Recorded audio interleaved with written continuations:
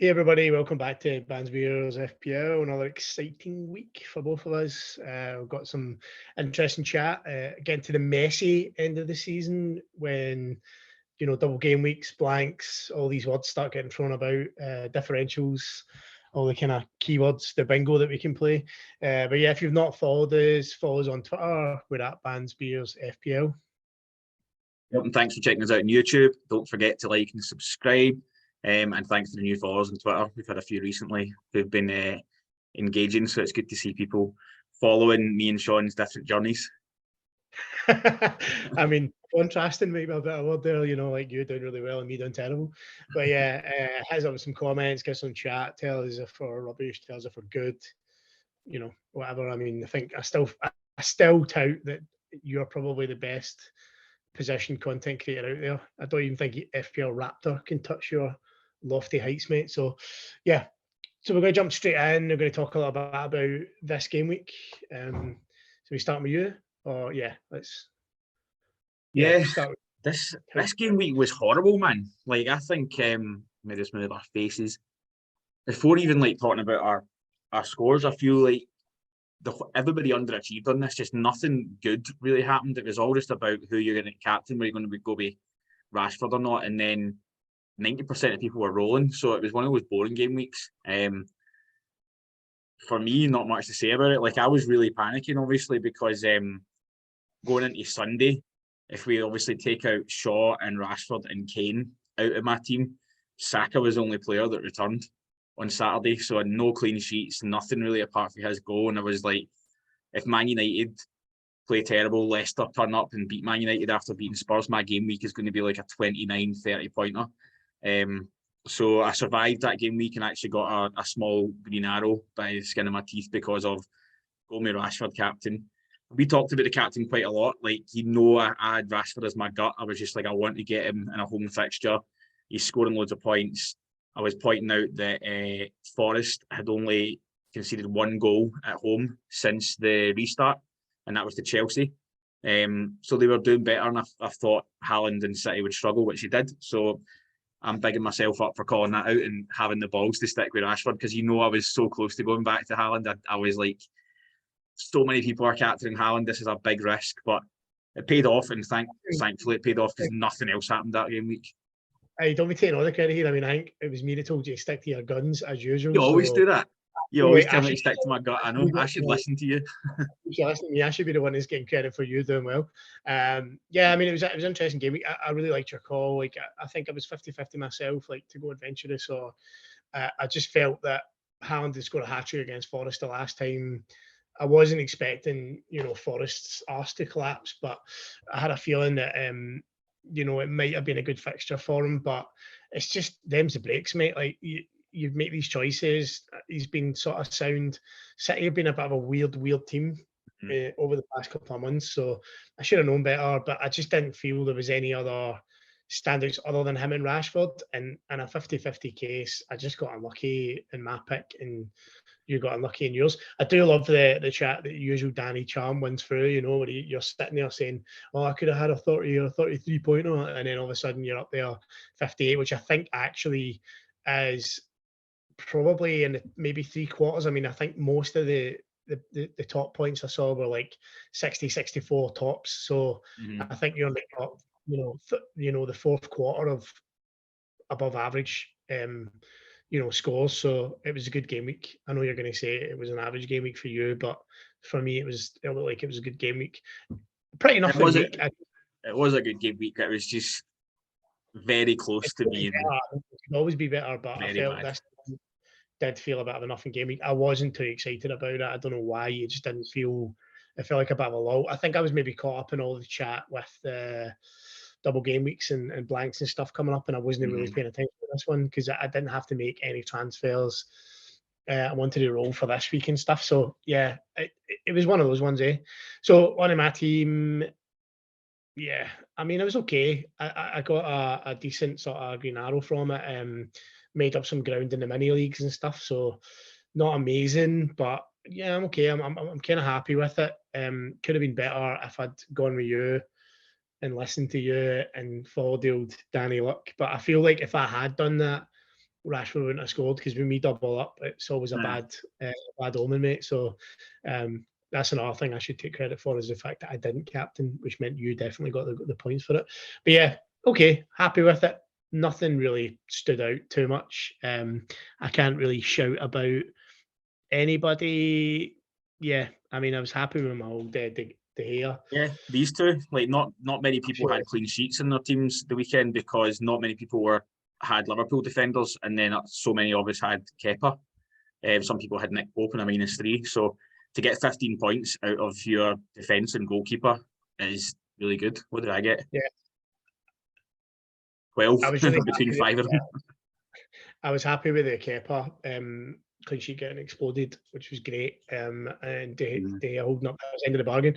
Actually, really a bit gutted about Robertson though, because I think he had a clear chance against Everton, that it was probably easier for him to score than it was for him to pass, and he somehow passed. So could have been a lot better. But yeah, I'm not going to complain. I'm happy. I'm chewing up ground. That's what I really want to be doing.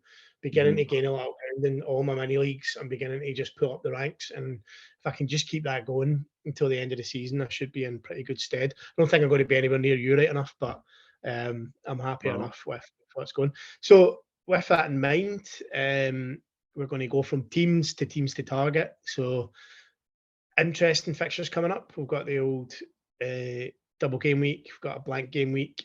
We've got some interesting chat around certain teams. Tell me the teams that you think people should be targeting. I know you've been doing a lot of digging and stuff into this. I saw a really nice Venn diagram today, talking about the teams that people should be looking at. But in your mind, who should we be picking out? It depends if we're kind of talking like just game week 25 or a little bit more long term. But for game week 25, it's got to be Liverpool. Out of the double game week teams being Liverpool, Arsenal, Everton, and Wolves, pretty much everyone's going to have their 3 Arsenal assets. So just stick with that. Nobody's really got many Liverpool. I don't fancy Wolves or Everton.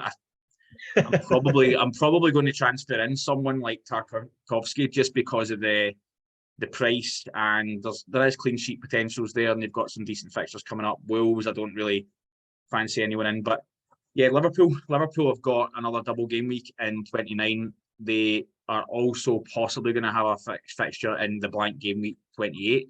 So I feel like now's a time to sort of jump on them. I've seen a lot of people going heavy and going triple. I don't really like that, but I like the idea of investing in 1 or 2. Right, let's just break that down and let's talk about Liverpool, because I feel Liverpool's a really good thing, a good place for us to start. Last night, when Liverpool were 2-0 up and cruising against Real Madrid, this is filmed the day after the Real Madrid-Liverpool game, just before the City game, if you're wondering. I had good vibes, obviously, about what was happening with Liverpool. They were 2-0 up, playing really well. You had a feeling that there was a direction, momentum. If they could beat Madrid at home going forward, they were looking great. But 5-2 down, man. You know, they've left being introspective again, caught with their pants down again. Is the confidence going to be there? Do we really want to bring them in? And, you know, are they going to turn this around? Are they going to, what is, you know, Klopp going to do to make it better? He seems to just be sticking with the same thing over and over. You know, the definition of foolish behaviour, not learning from his mistakes. So I know we've talked a little bit about Liverpool. I don't want to talk about individual players too much at the minute, because we'll go into that in a minute. But when it comes to Liverpool, do you think that the confidence thing is going to play into it? Nah, I think we need to remember that Crystal Palace and Wolves, who they're playing, I believe, they are not Real Madrid. Real Madrid, we've seen last season how amazing they are at comebacks. Home, away, it doesn't matter. They've just got those players like Vinny Jr. and Benzema, Modric, everyone pulling the strings. Like, they can do that. I feel like Liverpool will just try and forget what happened and try and focus on the positives. That's what managers will do. And they've got players that have just come back from injury. They played well for, 15, 20 minutes, half an hour before their arses collapsed. So, but then look back to the fact that they just beat Newcastle and Everton, albeit Everton are not that great just now, and Newcastle had issues of their own with a red card. So that's why I'll be apprehensive about investing too much. I'm seeing people going with Salah, Trent, and Darwin, and what's that? Probably nearly 30 million, like 30% of your budget. Really, really risky. But I think they're on the up in the league, and I think they'll continue. I'm not meaning they're going to start smashing everyone, but as a potential buyer of a Liverpool player, it's not going to put me off entirely. So just to break this down, the teams that we would say that obviously are both going to, the four that are featuring in Double Game Week 25 are Wolves, Arsenal, Everton, and Liverpool. Obviously, Arsenal and Liverpool are going to be the kind of prime choices in that people are looking at. Talk to me just a little bit, like briefly touch on. I know you've mentioned that you're maybe not keen on Everton and Wolves, but what about Wolves' defence? I mean, they're not too horrific. They've had some decent results recently. One of which was a 3-0 win over Liverpool. So, is there options? I mean, should people be touching on them? Is there a possibility? Is it a value thing if you could stick a defender in there? I know everybody's got Bueno in their team, but the less said about that, the better. But what's your thoughts? Would you pick any? Is there any maybe stands out? Anybody you'd pick out? I don't mind it. Like you're saying, maybe if you're just trying to get value, if you're trying to free up funds to go for one of your Liverpool players or squeeze in a third Arsenal player, Kilman, who I've just highlighted there, is probably the best way to do it. 4.4, little 1.1 more than Tarkowski from Everton. It's just the fixtures. Like, I've already got Bueno, so that's why just like Wolves haven't entered my head. Fulham away, don't see him keeping a clean sheet. Liverpool, definitely not. And then it's fixtures after that. You want to start thinking about, are you going to be free hitting at some point when you're doing your wild card? If you're wanting to try and hold on to your chips a little bit further, then you're probably going to hold these assets for 4, 5, 6, 7 weeks or something. So that's why I'm not really that fussed about them. And then when you think about their attack, like, nobody's really trustworthy there at all either. So I think it's either Kilman, Bueno, obviously a lot of us have got, and he's a minutes risk. So I think it's Kilman or Sa if you're in the market for a goalkeeper. I know some people are sort of looking at that, but I think it's Kilman, but only if you're trying to free up some money, just needing a cheap option that's playing 2 games. Cool. So let's quickly talk about Liverpool then. Let's look at the assets. We obviously, I'm swithering again because I feel like he's a trap and I'm nervous about it. But as Salah a must-have? Do we need to have him in? The obvious thing for me to do transfer-wise is to take KDB out, put him straight in. It gives me a little bit of funds to play about. Is that the way I should be going? Do you think that you'll be going that way? Is there better value in players like perhaps Jota or Gakpo? Or are you just dead against that? Pretty much dead against it. I think it's got to be Salah. Like, the easiest thing for me just is minutes. Like, if you're going to invest that amount of money, or even if you're not going to invest in a double game week player, you want to get 180 minutes out of him if possible. So we had this sort of debate when we were talking about previous double game weeks, and there's these players where you're sort of like, you maybe get 60 minutes here and 60 minutes there, like Mahrez, like last week, bit of a risk, or the week before. So with Salah, like, you're going to get as close to 180 minutes, if not 180 minutes. He's on penalties. He is getting some goals. I know his goal last night was a given. Brilliant assist for Darwin, though. So you're going to get those points. And I just feel like going without Salah and he hauls, that's obviously going to hurt you way more than owning him and he blanks. And his ownership as well. It sort of depends where you are in the rankings, but in the top 10k, and I think even in the top 100k, he's only like 4% owned right now. That can obviously increase over the next couple of days, and it will. But I just feel everything I've said is valid towards him. But then when you're thinking about Gakpo, you've got to think about Jota. You've got to think about Firmino. Gakpo's been playing sort of in the centre, and then Darwin on the left, and they've been sort of switching. Firmino's done that before. Jota's done that before. So I just feel there's 4 players to fill 2 positions. They've just played against Real Madrid. They've got these 2 games. I just don't really like the idea of it. I know it might bite me going for Salah over Gakpo, but I'm just convinced it's got to be Salah or that's it. No one else. Yeah, I'm definitely with you on the old Salah thing. I'm swithering because I just feel like this season, I mean, don't get me wrong, last season he was in my team the whole season practically. This season just doesn't feel right. I just don't. It's like them in City, man. I don't feel comfortable with both. And I'm nervous that if I don't do it, like you say, he'll bite you if you do it, and he blanks. You just feel foolish tying up that much money when, you could get Gakpo in. He is a slight monetary risk, a minutes risk, but monetary wise, he does free up certain other options. So, yeah, it's an interesting one. I definitely think there'll be a lot of debate over it. If you look at the pros and cons, obviously the pros, like you just explained, the cons would be the amount of money you're going to put in, and I think Gakpo just gives you that little bit of leeway. If you don't have the cash, he's probably the safest bet to go in after Salah.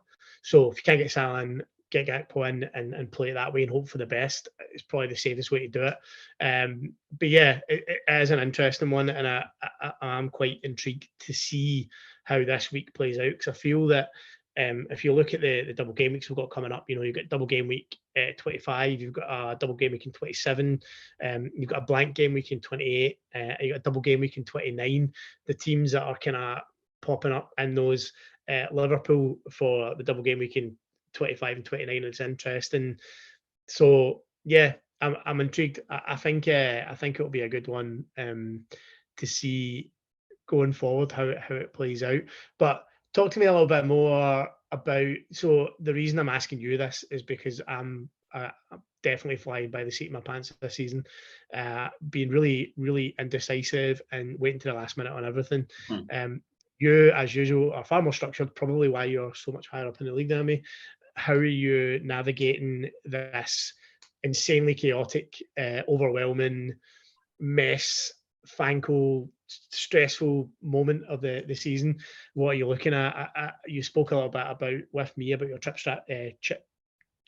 strategy. Can't get that out. How are you playing it? How are you navigating? Undecided, but I think previously, before we got the double game week 29 announced, we knew it was potentially going to be a big double game week.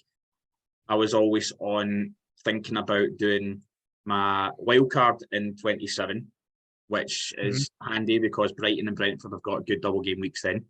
And then free hit in 28, which the fixtures there's maybe 4 fixtures just now. There could be up to 6, and one of them could be Liverpool. I feel like if Liverpool do have a fixture that week, then the free hit might not be needed. Maybe could save that and then try and navigate with free transfers. But then I would be wildcard. Then I would bench boost in 29. So it'd be 3 chips 3 weeks in a row. However, what gives me the fear about that is that you always want to do your wildcard a week before your bench boost, because you've got so much information. The way doing that is there's a game week in between, which is fine, but you've also got an international break in between 27 and 29. So you're in between 28 and 29. So you'd be going into your bench boost post wildcard. Injuries can happen on international break. Managers are a bit sort of coy about what they tell you if the players are fit and stuff, and it's worrying me a bit. I thought that was definitely the strategy to go to, but just now I feel like my team, it's really team dependent on where your team is and what problems you've got. I think my team at the moment is well set up for this week, 26 and 27. I can get Brighton assets with some transfers. I could roll a transfer in 26 and then do some transfers in 27. See how we are for 28 for for potential free hit, and then move on from there. So that's my very complicated, not very short answer. My very, very short answer is undecided. It's hard at the moment to sort of figure out because there's other double game weeks coming up further up the line, and the team's not that bad at the moment, so I'm not too sure. I think that's the problem. I think there is a real danger of I've heard people talking about playing all 3 chips fairly quickly in succession. There is a real danger in short-termism there, because there will be double game weeks after sort of game week 30 and stuff going into the sort of 30s.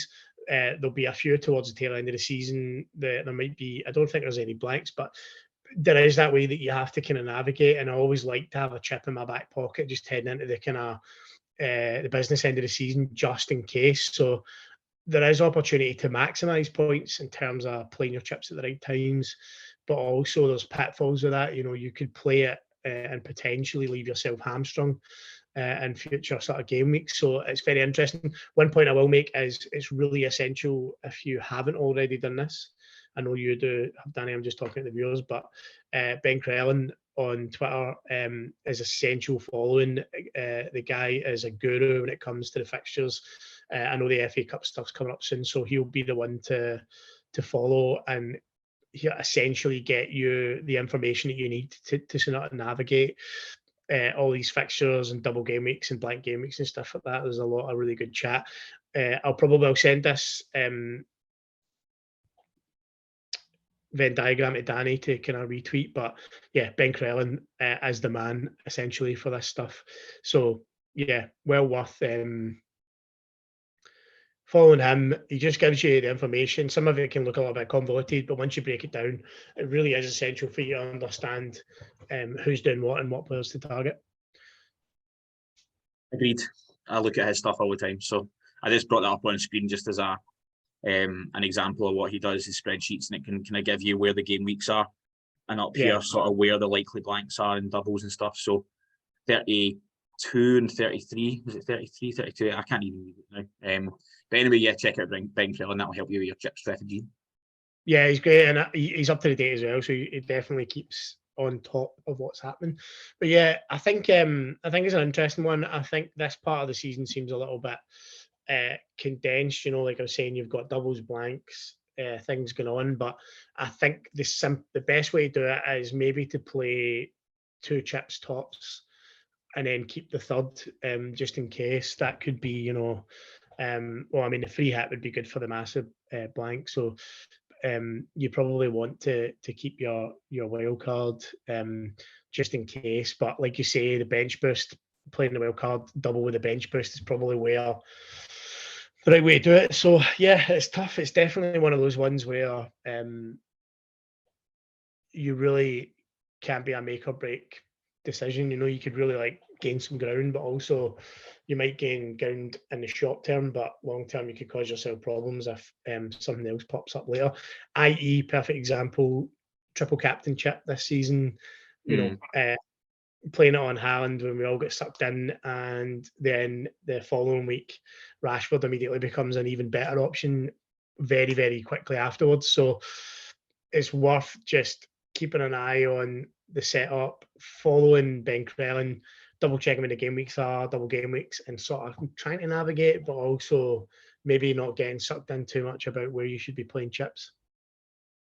Yeah, definitely. I think it's really team dependent as well, and how willing you are to take hits and stuff as well. Like you and I are both quite happy to take a hit here and there, save a transfer, and then do 3 transfers the next week to try and do a bit of a shuffle to your team whenever there's mega game weeks, there's weird things happening. So yeah, I think use that to your advantage if you want to hold on to your chips as well. You don't have to be, oh my god, it's a blank game week and I can only field 8 players.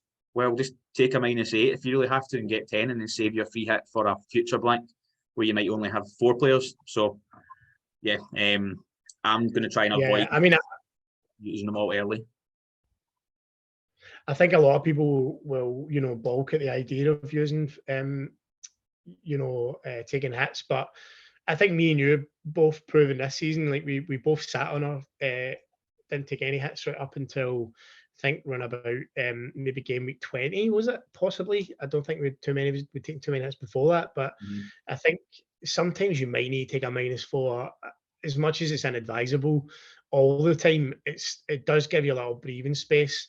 And I know a lot of people will talk to you about the mathematics of it, saying, if you replace a player, they have to make up whatever the 6 points or whatever it is that player would have made. But sometimes it can be a little bit more complicated than that, because you obviously have to fit in budgets as well. So sometimes taking a free hit allows you to move a striker on when you couldn't have moved them on before, and it might take you 2 or 3 weeks of transfers to get them out of your team. So there is the options. We're not advocating doing it all the time, but I definitely think that it's something that you can do to be a wee bit more proactive rather than reactive. And it's something that we've both engaged in the past, and it has definitely benefited us. Bringing in points where we might not have had those points before. So it's definitely something to think about. Instead of maybe using chips, if you can get away with a -4 to get enough players in the park, it's worth thinking about the context of the week. as well, because a lot of people will assume that, oh God, if I do this, then I'm going to lose ground. But you're probably going to find that most other people will be in the same boat, especially in sort of blank game weeks as well. Mm-hmm. I know, I was just trying to find where, this is my transfer history. Jeez, that's a lot. That's because the wild cards, isn't it? Where we've potentially done -4s, but I've definitely done a few recently, but I feel like I've only done one before the World Cup, and I've done 3 since the World Cup. And yeah, it's working well, as long as you pick the right players. Well, Mudryk, I took a -4, and he's been cracking, and he got me like 4 points, I think, in 3 games week. So he's still going. think they'll come good. They're too Chelsea will get too good a roster, man, for them not to pull in to start pulling the points. I feel terrible for Potter, man. Like, I feel like there just seems to be something missing. They need to click, and I think that they will. And as soon as they do, it's just such a weird topsy-turvy season. I mean, you look at like Spurs as a team as well. Previously, like, absolutely brilliant, players like Son and obviously Kane. Perisic looked good this season as well. And, look at them now, man. They're just struggling big time. So I think this week's going to be interesting, seeing who plays where. City tonight, how they line up. It's going to be kind of, and that's probably another excellent point as well, that talking about your future planning is to make sure that you take into account those teams that are in the Champions League and have been known to rotate. So, for instance, Danny might have a slight problem with the bold Mahrez at the minute because, will he play Champions League and League? Who knows? We'll see. Yeah, he's I might be transferring him out anyway, but I don't know. I'd like to sort of keep him. We'll see what the lineup is tonight, and then the news on Kevin De Bruyne, how long he's out for, if his illness is just this fixture, or if it's going to go into the weekend. Because I feel like if De Bruyne's missing, they'll definitely play Mahrez. I feel like they need the wins, so he's one of their top players just now. So I don't know. We were talking about this yesterday with my brother, and he was saying the same thing. Like, they actually are a much better team when Mahrez is playing for them. They tend to be, winning games. He's a much better, probably their most creative force this season, and driving force. Combining that Foden and KD roll into one. Like, he's scoring the goals and he's creating assists. So, I think I'm surprised that they haven't been leaning on him more. When he doesn't play, they don't see as. You're actually right. Well. I don't know if it was you or your brother that and looked at this, but see if you just look at that, like where City have dropped points. Mahrez played 0 minutes. Mahrez got taken off at 58. They lost to Tottenham.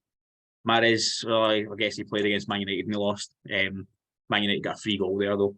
And then Brentford, he didn't play. He only played. And I played against Everton as well, right? Okay, so but I see the point. Yeah, when he's not playing, they're maybe not quite as good. So yeah, no, definitely. I definitely think it's an interesting one. So I don't know whether Pep's noticing that as well, whether that'll affect things as well going forward. So it's definitely an interesting one. But yeah, I just want to quickly talk about some of the teams that we should be targeting sort of slightly. Let's go a bit midterm. I don't want to go too far. I mean, I think Doublegameweek 29 is as far as we want to go. But what are the teams you're looking at? So obviously Doublegameweek 27, Brighton and Brentford. Mm-hmm. Who play in both 27 and 29 double game weeks are going to be interesting. So is there any players, we obviously have talked about Mitoma and March quite a lot, especially we shouted about March way before he hit that form streak. I want that noted. What's your thoughts there? Are you going to be targeting them going forward? I know you don't have, do you have any Brighton assets at the minute? Or no, not? And I purely avoided them just because of the blank to this game week.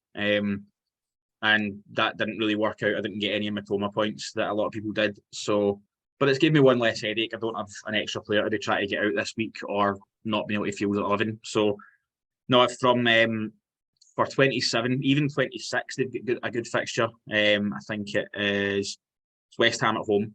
And then in the double in 27, it's Leeds away and Crystal Palace at home. So, Mitoma is a clear, obvious target. But for me, I think my main one's going to be McAllister, purely because obviously I like going for somebody who's a bit of a differential. He's mega, 2.4%, but we know he's on penalties and Lallana's injured, so it kind of indicates that McAllister's going to play a bit further forward in the 10 position. So I fancy him more as a punt I might go Matoma and McAllister, depending on what my team is. I've got Martinelli, who I feel like's a little bit of a long-term problem, so I could fit one of them in there. I'm not really sure where my team's going to be in a couple of weeks, but see the holes that he had there. McAllister I've really got my eye on, and then Esputinyan, obviously the wing back that everyone's keen on, still really low owned.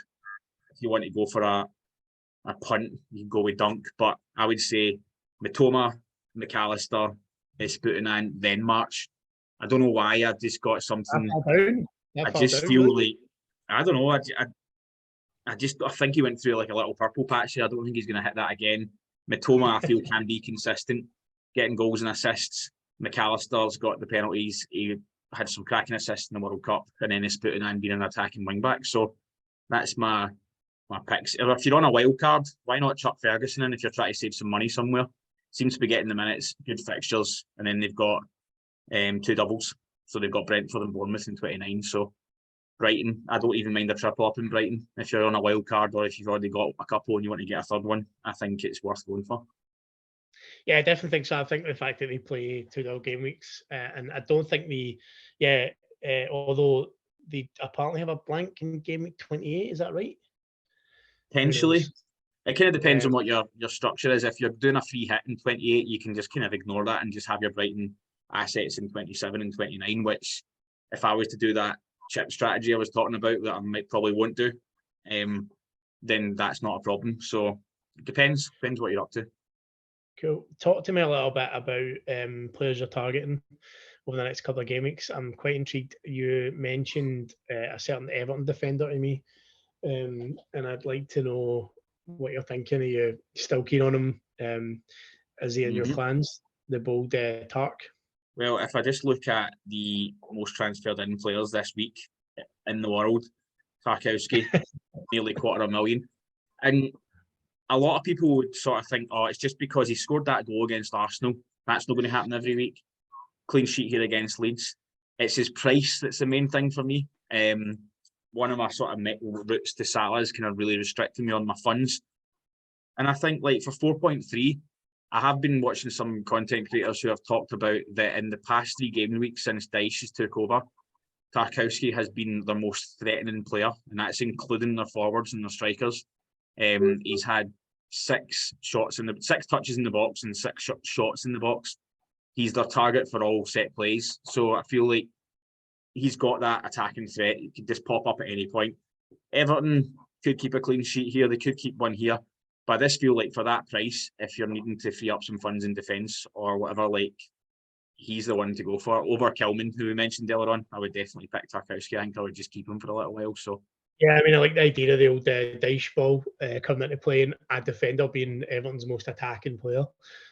Definitely sounds about right. Yeah, so obviously we've got interesting conundrums as well surrounding captaincy for this week. I mean, have you got plans heading into this? I mean, I think for my team, I'm quite content to leave it on. Yeah, our boy Saka. Double game that's week. only on him because I don't own Salah yet. But I think once I own Salah, I might switch to him. It's really tough.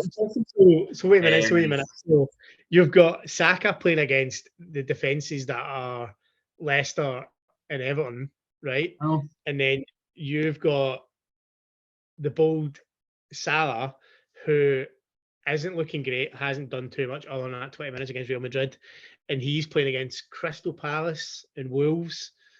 I don't know, man. I don't know. I'm a bit kind of. You know me. I like doing something a little bit different.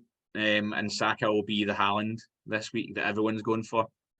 I'd like to take the risk, but we'll see. We'll see. I think realistically, once I get Salah in, maybe I'll just be happy owning him. Don't need to go the full haul and captain him. It might be a bit of a silly move. So Saka's the pick. But you know me, I'll start thinking.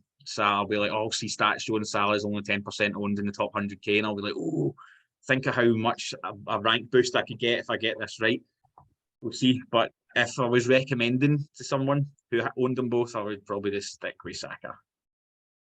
Yeah, I'm intrigued. I'm intrigued to see how it plays out. I think this game week's going to be the start of the the real sort of sliding scale in terms of points and where people are going. I think there's going to be a lot of Crumble for as me. usual, green and red arrows. But I think it's going to be an interesting, intriguing couple of game weeks coming up. So I think next time we'll probably do a little bit more of a focus on the chip strategies that we'll probably employ and what we're going to do going forward for these double game weeks coming up. But with that in mind, good luck for game week 26, is that right?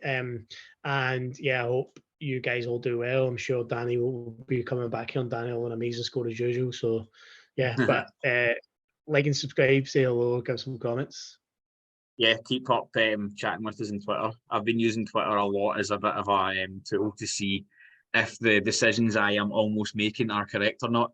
Half the time I don't listen to the people that give me advice back. But this week, yeah, it'll be fun to see which way I go. I'm either going to be selling Kane to fund Salah, or I'm going to be sort of dead ending my team a little bit to keep Kane and get Salah in. Maybe I'll just go against everything I've been saying and I'll go for Gakpo. You never know. We'll see. Nah, don't you mind. Stick to your guns, man. Stick to your guns.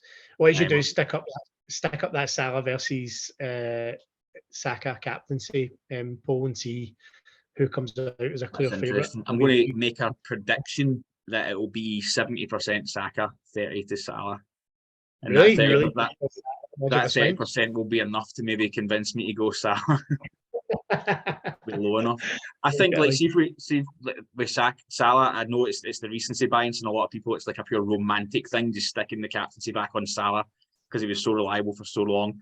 Anytime we've done it this season, he's generally failed, and it's like, he's going to come back this time. I think that's why a lot of people are looking at him for captain.